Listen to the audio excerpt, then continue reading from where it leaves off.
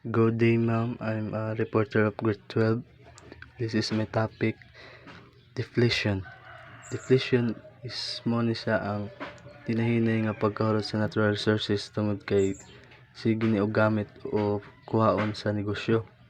Then ang exploration, expenditure kay mga gasto sa paggamit o pagtan-aw kung naabay mineral sa isa ka lugar.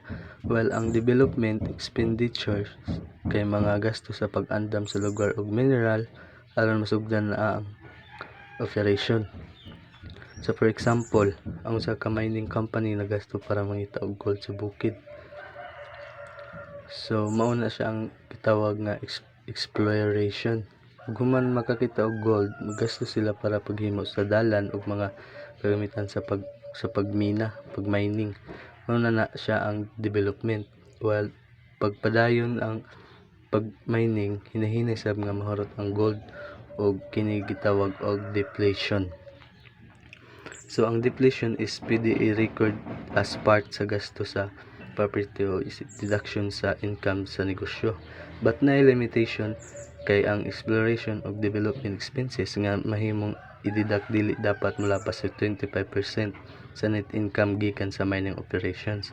If sobra ang gasto kaysa sa gitugutan nga deduction, mahimo pa kining magamit sa sunod nga mga years hangtod mahurot.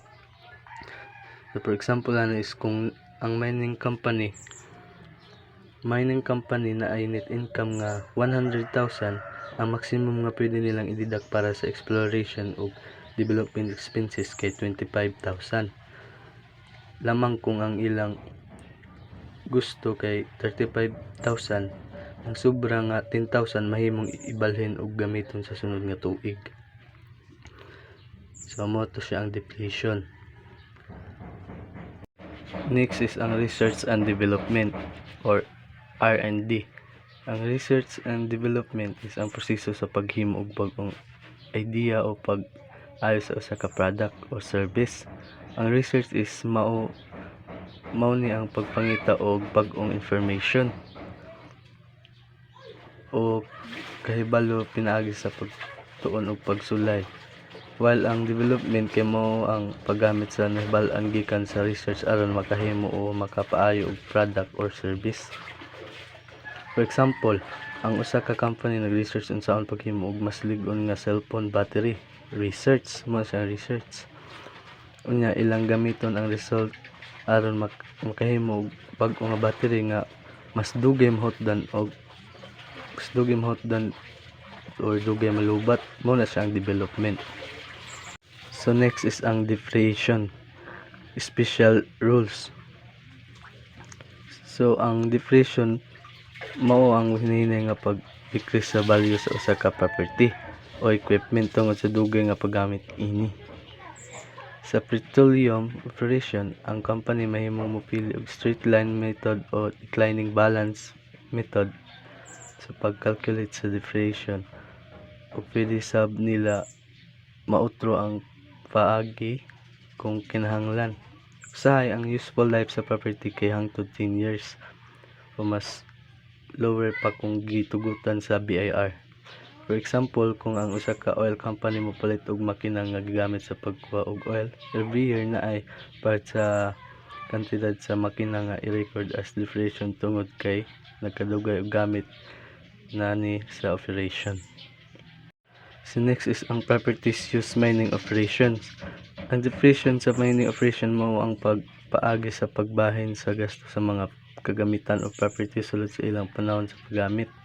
If ang expected nga magamit ang property sulod sa 10 years or below, gamiton ang normal nga rate sa deflation. Pwede sab pilion sa company nga i-spread ang deflation sulod sa 5 years hangtod 10 years depende sa expected life sa property.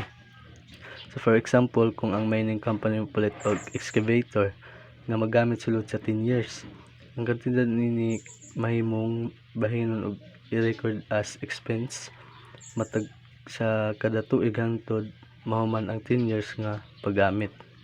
So next is ang charitable and other contribution.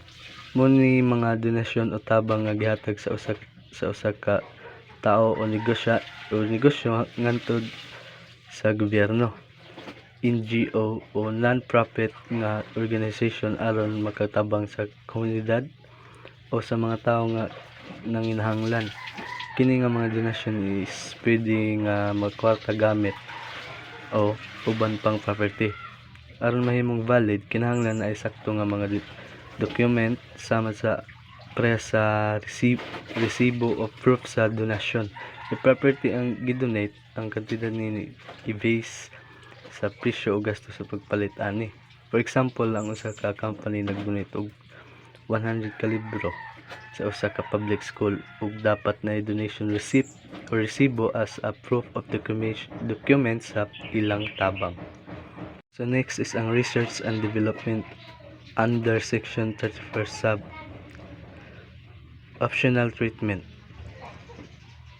Naa kay duha ka optional treatment o pamaagi pag-handle sa imong research and development or R&D expenses para tax purposes. Ang una nga choice kay i-claim nimo tanan gasto as an ordinary and necessary expense sa tuig kung kanus-a kini magasto para dako dayon imong deduction sa tax.